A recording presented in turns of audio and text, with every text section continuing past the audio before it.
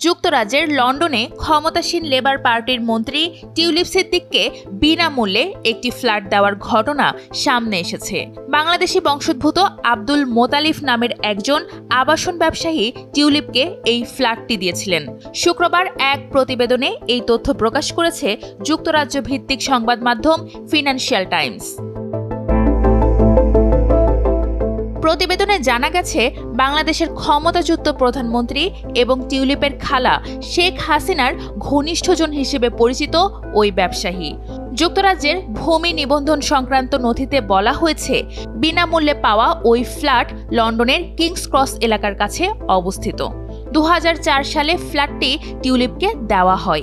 এর আগে 2001 সালে সেটি 1,95,000 পাউন্ডে কেনা হয়। বর্তমানে পাউন্ডের বিপরীতে টাকার দর অনুযায়ী যা প্রায় 2,93,97,000 টাকা।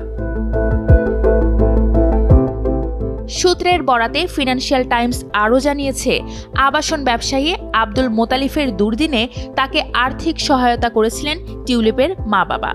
তাই কৃতজ্ঞতা স্বরূপ নিজের মালিকানায় থাকা একটি সম্পদ টিউলিপকে দিয়েছিলেন।